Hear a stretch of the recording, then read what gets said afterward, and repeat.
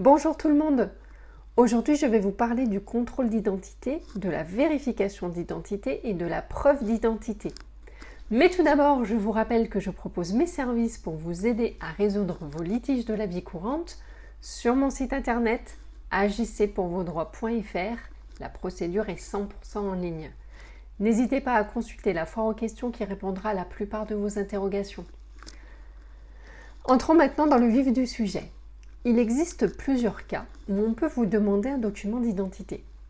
Certains membres des forces de l'ordre sont habilités à effectuer un contrôle d'identité. Tous les cas sont énumérés aux articles 78-1 et suivants du Code de procédure pénale si ça vous intéresse.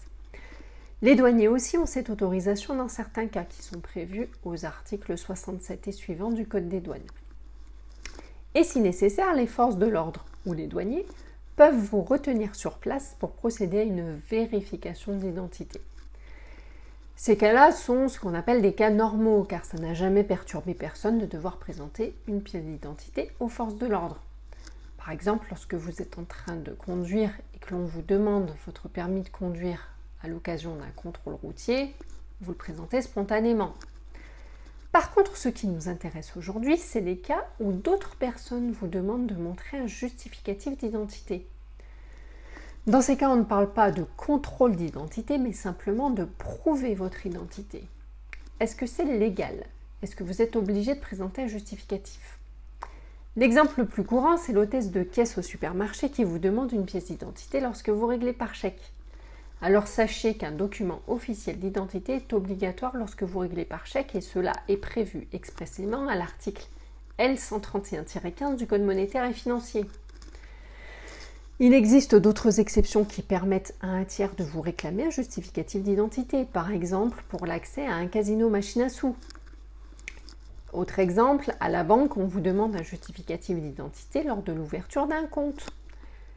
Devant les juridictions, vous devez justifier de votre identité lors des audiences ou lorsque vous témoignez, que ce soit à l'écrit ou à l'oral. Dans d'autres cas qui ne sont pas prévus par la loi, vous pouvez être amené à présenter un justificatif d'identité lorsqu'il y a un motif légitime. Reprenons l'exemple de la banque. Si vous êtes en vacances dans une autre ville, l'employé de banque ne vous connaît pas. Il peut donc vous demander un justificatif d'identité lorsque vous voulez réaliser des opérations sur vos comptes. C'est totalement légitime et en plus c'est sécuritaire pour vous. Également, lorsque vous récupérez un courrier recommandé ou un colis, on vous demande de justifier de votre identité, c'est un motif légitime pour s'assurer qu'on remet bien ces documents à la bonne personne. Vous seriez d'ailleurs les premiers à râler si on n'effectuait pas ces vérifications et que cela avait causé le vol d'un de vos colis, n'est-ce pas?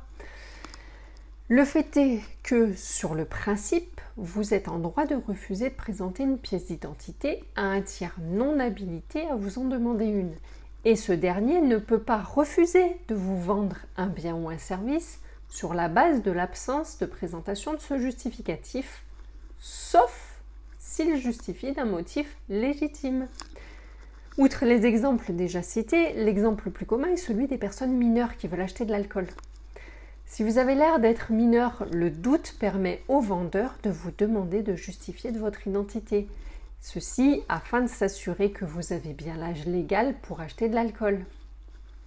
Et c'est valable pour tous les biens et services réservés aux adultes. Si vous ne justifiez pas de l'âge légal pour y avoir accès, on peut vous les refuser. Il existe encore bien d'autres cas dans lesquels on peut vous demander de justifier de votre identité.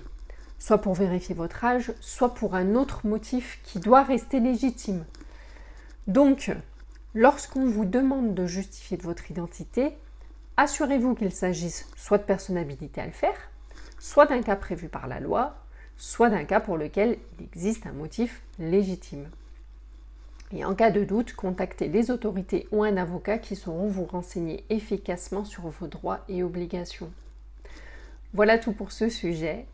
N'oubliez pas de vous abonner, de liker, de partager et je vous donne rendez-vous sur mon site internet si vous avez besoin d'aide pour résoudre un litige, les arnaques et escroqueries étant de plus en plus nombreuses.